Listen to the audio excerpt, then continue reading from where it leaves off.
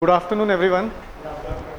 Myself, Vaidya Rohit Bhartake, and today I am here to introduce you to some different aspect of Ayurveda. So, we'll start with the talk, which says Wonders of Ayurveda. Recently, in most of the newspapers, you must have read about acidic food and alkaline food. You must be wondering which type of food should you have, or what is the exact thing regarding acidic and alkaline food. So today I am going to introduce you to a very old concept of Ayurveda, which already talks about acidic and alkaline food 5000 years back. Now scientists have found out that there is a correlation of this acidic and alkaline food with the normal health of a person. So what should be the ratio of the acidic and alkaline food? What type of food? What are the side effects of acidic food? What are the good effects of alkaline food? All this is being studied now, but this concept was introduced by Ayurveda long back, and that is how the Panchakarma or the Shuddhi Kriya techniques or Panchakarma techniques of Ayurveda were introduced.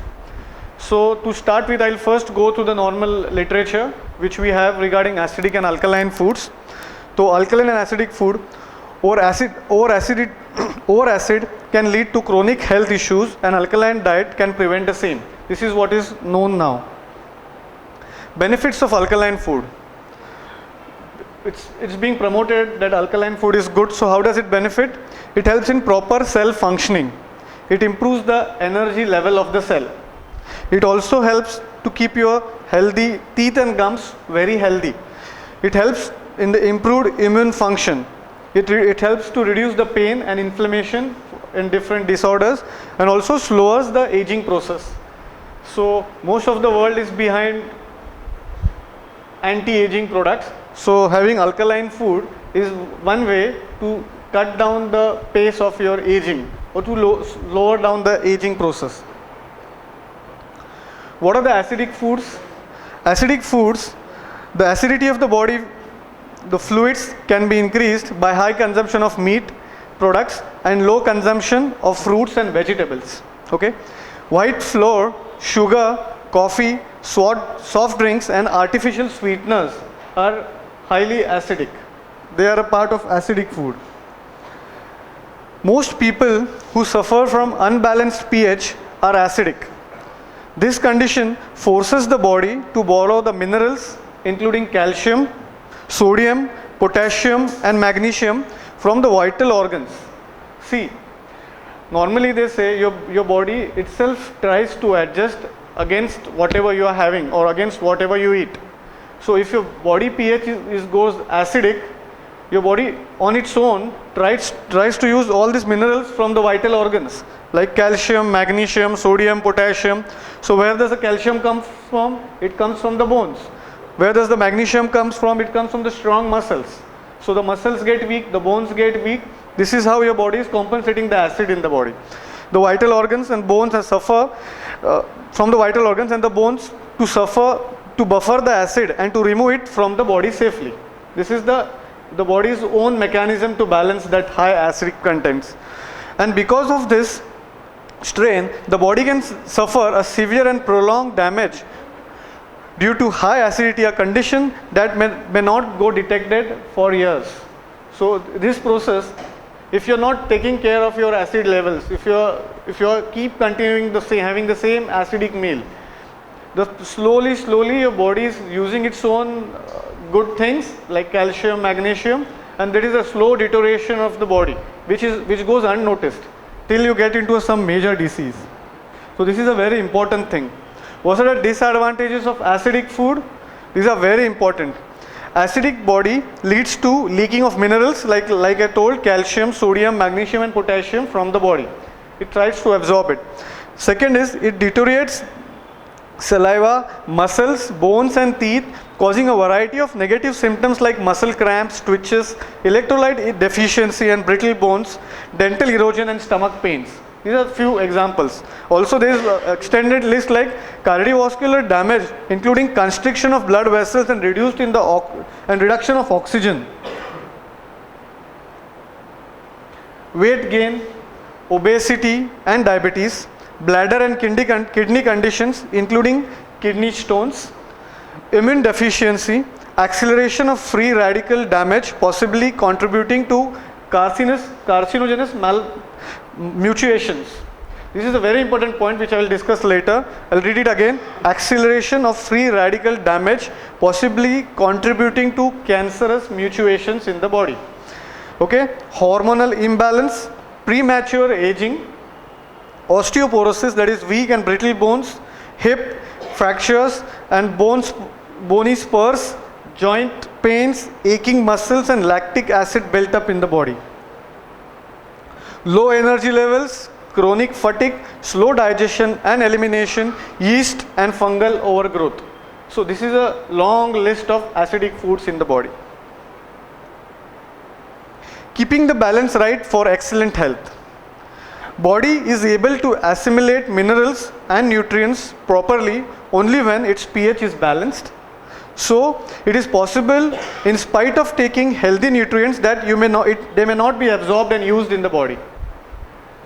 If you are not getting the expected results from your nutritional or herbal program, then look for acid alkaline imbalance in the body. Okay?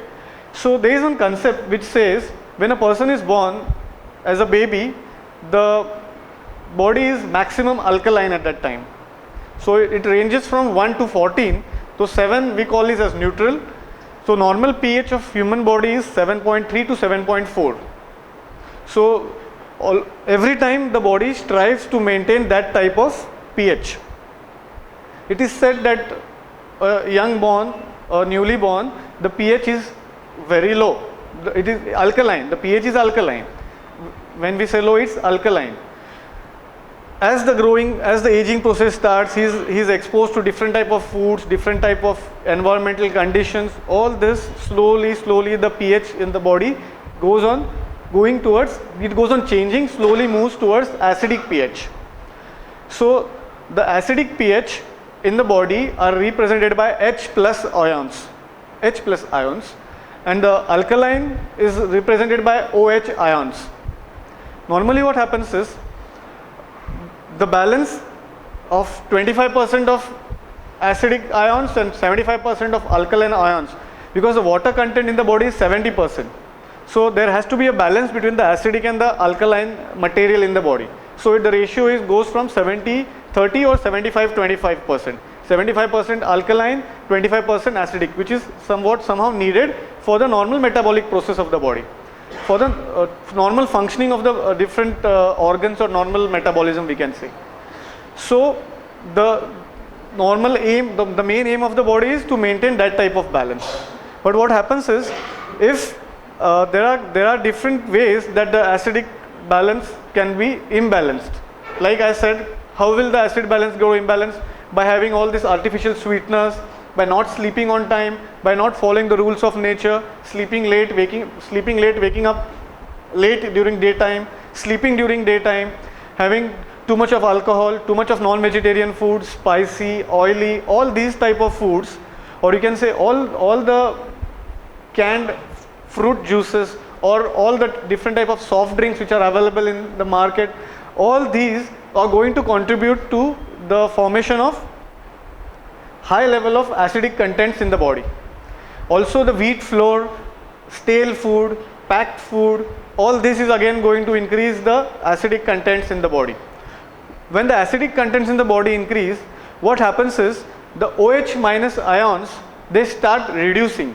Also the oxygen carrying capacity of these ions gets reduced. When the oxygen carrying capacity of these OH ions is reduced, which are the alkaline ions in the body, what happens is the low oxygen carrying ions get produced, which possibly may lead to cancerous cell formations in the body. When the oxygen content is low, the acid content is very high, these OH minus ions get converted into different mutations, like that mutations take place, which then could also lead to cancerous changes in the body. So like nowadays, if you see around, if you just open your eyes and see, every alternate family has a patient suffering from cancer.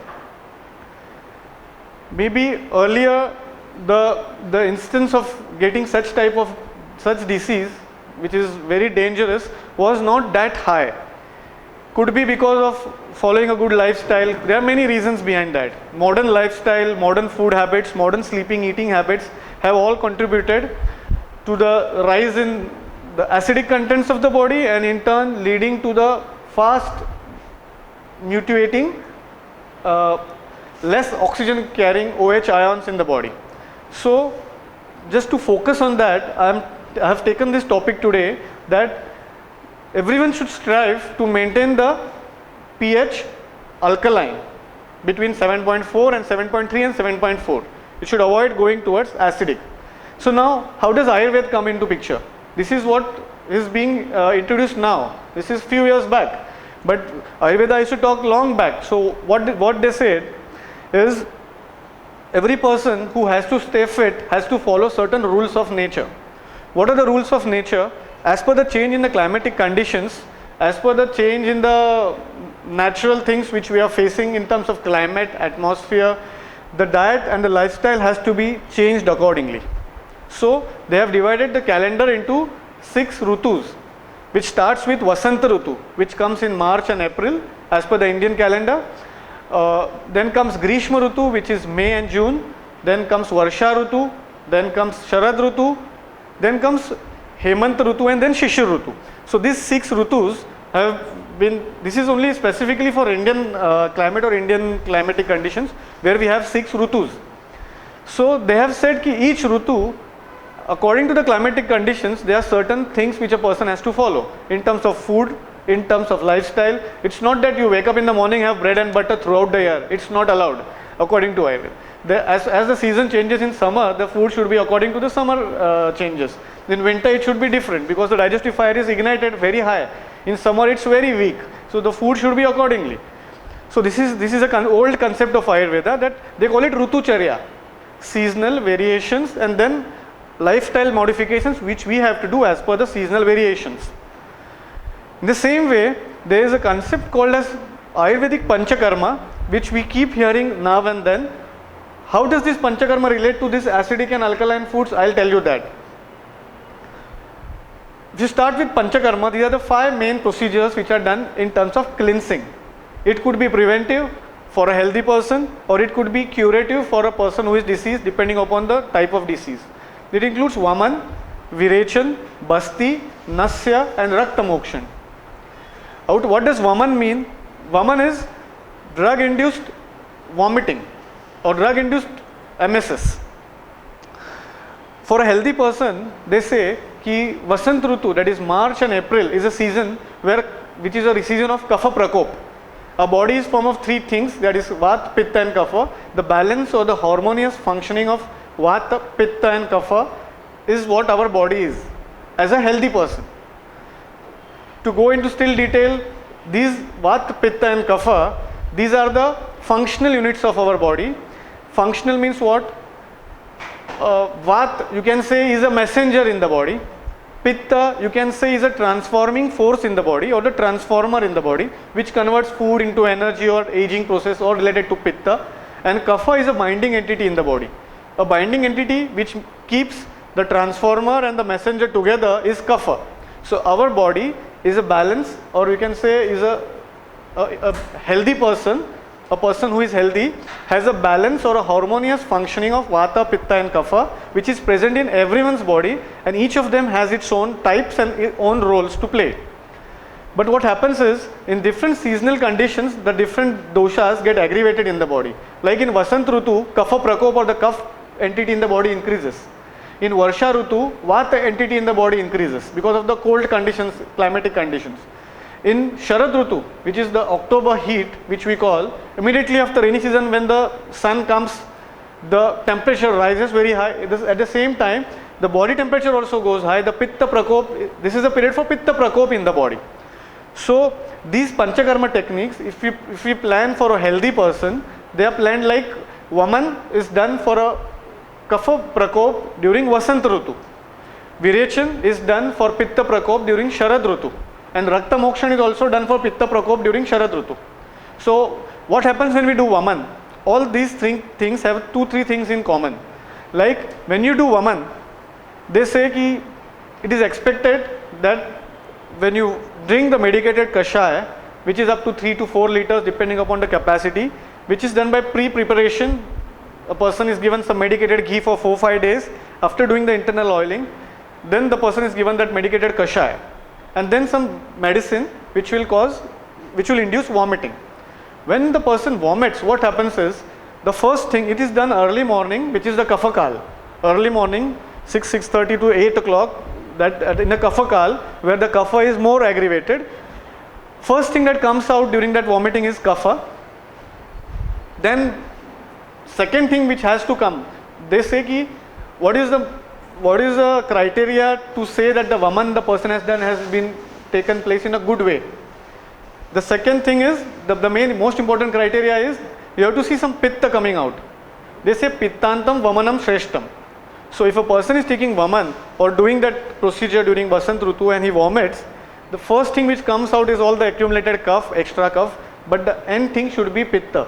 So pittantam vamanam shreshtam. Until if you see pitta after the Vaman, it means that has been a good procedure, the person has done it properly. So it means we are trying to eliminate the kapha and secondarily the pitta out of the body.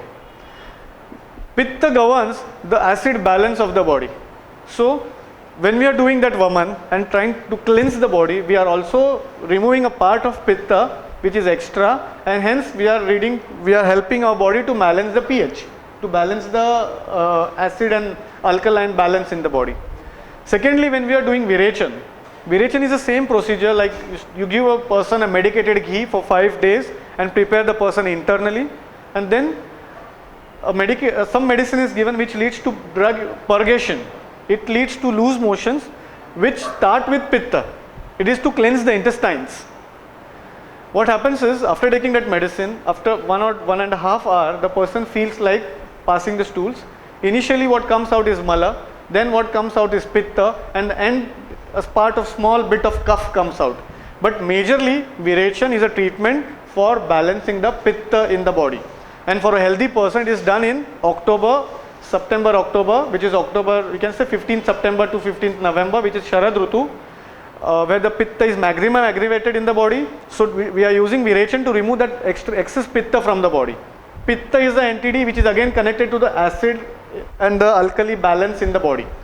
So you can see, in broad sense, these Panchakarma techniques are actually helping us in terms of balancing the acid and alkaline balance in the body. They are also helping us to reverse the aging process. This is a well-known fact. Also, they are helping us to avoid the hereditary diseases which we have in our family. So there are 2-3 benefits of Ayurvedic Panchakarma which will help you to balance the acid and alkali balance in the body. At the same time, they will help you to manage or help you to revert the aging process in the body, which gets triggered otherwise due to accumulation of doshas or due to the imbalance of doshas in the body. There is one more Panchakarma, one small technique which is called as Rakta Mokshan or blood letting. Blood letting is the same concept. They say Pitta and Rakta are related to each other. So when we apply a leech or when you do the blood letting even with a syringe, there is a tendency of the body to eliminate the impure blood first and then the pure blood would come out. When you prick somewhere or when the leech sucks, the leech itself has its brain where the leech knows it is taking only the impure blood out of the body if it's available, or then it will start taking the pure blood. It will first take the impure blood. But if you are doing it with a syringe also, the body has its own tendency to throw out the impure blood out of the body first. This Rakta Mokshan treatment, it also helps in balancing the Pitta content in the body, because Rakta and Pitta are related to each other. The people who are suffering from hyperacidity or different skin related, you can say allergic disorders, eruptions on the skin, itching and all other skin related disorders or Pitta related disorders in terms of hyperacidity, severe headache, severe short temperedness, mood swings, if these people undergo the process of Rakta Mokshan, then all these symptoms subside. What happens when we are removing the blood, body is throwing out unwanted blood which includes unwanted Pitta in the body, When the unwanted pitta or extra pitta is removed from the body in terms of bloodletting, it also leads to formation of new good quality of blood. Body manufactures new blood which is of good quality, and then again supplies to that part from where we have removed the blood. In turn, because the unwanted pitta is removed from the body, again it has helped us to balance the acid and the alkali balance in the body. So if you see these new concepts which are coming into market, or if you can keep reading about these new things, Ayurveda is a very ancient science, and it is the time has come to accept it in the way it is being said in the text, not by saying ki I need to first analyze it and then do the clinical trials and then see whether it works and then start implementing it. This whole process of doing these trials, and in this process where we do these trials and all and spend lots and lots of money, what happens is we are forgetting a simple fact that these texts are written by ancient sages. So there are very few chance, like we have our religious books, the same way this is a health related religious book of our country. So if we just have faith in it and follow the basic principles which our ancestors used to 100% follow, if you can just follow that, these all new concepts of acidic food, alkaline food, all this would not be new for us. So I am here only to introduce you to all these basic concepts of Panchakarma and to make you people aware or open your eyes in terms of Ayurvedic medicine and look towards it in a positive way and start consulting your own Ayurvedic doctors for as per the requirement. What are the examples of alkaline food? Lemon, watermelon, baking soda, pumpkin seeds, asparagus, grapes, raisins, fruits, vegetables, etc. What are the examples of acidic foods? Artificial sweeteners, jam, jelly, table salt, beer, yeast, processed cheese, ice cream, beef, lobsters, soft drinks. There's one example, I've found one example which says, to neutralize a glass of cola whose pH is 2.5, it would take 32 glasses of alkaline water with the pH of 10. So drinking one glass of soda whose pH is 2.5, just imagine how much damage we are doing to our own body. So I'm here only to make you aware of the fact that in our ancient medicine system, we have the provision of balancing all these things in terms of dinacharya, like what time you have your meals, in terms of rutucharya, the seasonal variations as per the seasons, and third thing is doing panchakarma, which is seasonal panchakarma. Like Vasant Rutu, you go for Vaman, in Varsha Rutu you go for Basti, which is an enema treatment to balance Vat in the body, and in Sharad Rutu you go for Virechan and Rakta Mokshan to balance the Pitta entity in the body. So how many of you would go for these types of panchakarma? There is an age limit for this which includes 20 to 50, 55 years of age. Basti is a treatment which can be done even after that, but for Vaman and Virechan there is a limit. Mrudu Virechan can be done also in an older age, but Bruhad Vaman and Bruhad Virechan there is an age limit. 20, we can say 20 to 16, 20 to 50, 55. How many of you are aware of the fact that there is some system which can help you to balance these type of acid and alkaline imbalances in your body? You are aware. Have you ever gone for it? Never gone for it, okay. So that is, I am here only to introduce you to the fact that these things already exist in our traditional system. So you should arrange your lifestyle accordingly, you should live your life accordingly, and also the food stuff which you eat. You cannot go for panchakarma, but you can just you can know your own prakruti, which body type you belong to, whether you belong to Vata Prakruti, Pitta Prakruti or Kapha Prakruti, and accordingly balance your food. As per at least you can follow the Dinacharya and Rutucharya. Like after 55 they say, people who have minimum food during the dinners and early dinners, it's always better. So after 55, if you are having late dinners and spicy meals, it is going to trigger the acid balance, part in the body. So there are things which can be followed even after 55. It's not like that, but you cannot go for that rigorous panchakarma after 55. Acidic food or acidity and acidosis, whatever, does it not cause neurological problem or Yeah, all. Yeah, all type of allergic, and that's why they have said ki you do keep doing the Shuddhi Kriya regularly. The Shuddhi Kriya has its importance. A person who goes for these type of Panchakarma procedures every year will look young or will be healthy and postpone the hereditary diseases also for a longer time. At least 10 years you can postpone your strong family hereditary diseases. Also there are certain foods which Ayurveda promotes, like Ayurveda is a strong promoter of ghee, and it is the best neutralizing agent in which we can have. So taking different type of medicated ghees, like Shatavari Ghrut is available, Ashwagandha Ghrut is available, Jeevaniya Gand, there are different herbs, and we mix the swaras with the, we can say the juice of with the ghee, and the ghee is processed. These type of processed cow's ghee is supposed to be the best thing to have. So hot milk, cow's ghee, black raisins, black grapes have a very big importance in Ayurveda. Black grapes with seeds, not without seeds. I am not saying hybrid. Normal black grapes, they say, is supposed to be the best fruit on the earth because it helps to neutralize the acid. At the same time, it acts as a laxative. It calls a mrudu virechan. It calls a good laxative effect. So people who are constipated, it may lead to accumulation of the acidic secretions in the body. So there has a normal healthy person should pass his stools daily, which is a must. Black raisins, if you're taking black raisins soaked in water, the dried ones, or the black grapes, it will help you to keep your body alkaline. They have to be sweet. They'll help you to keep your body alkaline, also have a good laxative effect. So laxation itself help you to balance will cause a mrudu virechan and lead to remove the excess pitta from the body. Diabetic patient cannot have. Yeah, but there are other things which they can have. You can have a limit.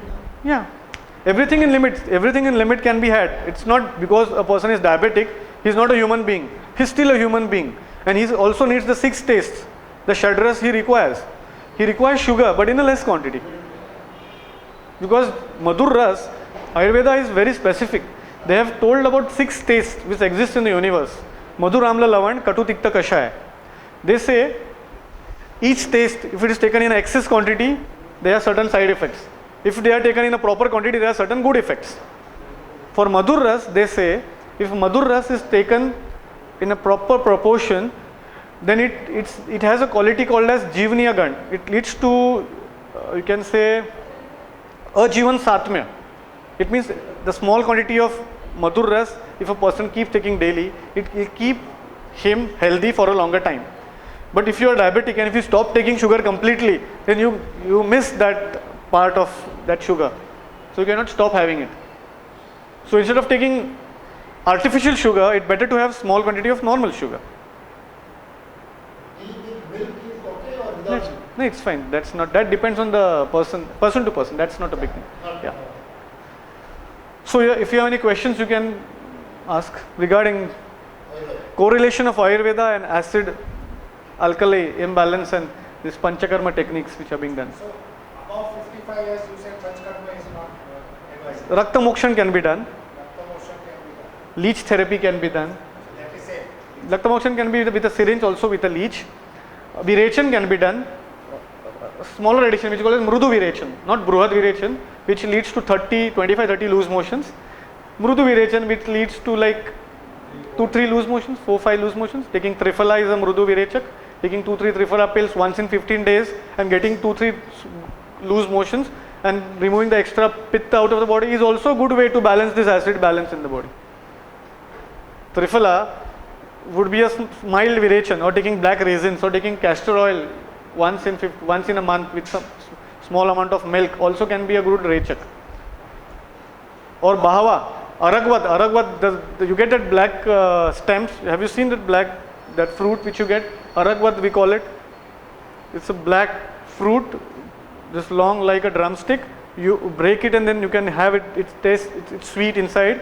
We call it Aragvad. That is also good virechan. You can see it now on many trees in Bombay where they have this black drumstick like sticks. If you break it, you will get the sweet gel inside, which is a medicinal herb. Yeah. Vikroli has full, maybe in suburbs. Castor oil, what is the best way of With milk, lukewarm milk, or mixed with honey. mixed with honey? Yeah, in equal quantity. Milk after boiling, is it good to have hot or cold? Hot. Ayurveda talks about only hot milk, no cold milk. It has to be hot. Anytime you have milk, it has to be hot. Cold milk is not that good for digestion. Any more questions? Baking soda is to neutralize. It helps to neutralize it. Good information. Yeah. Thanks for coming and your patient listening. Thank you.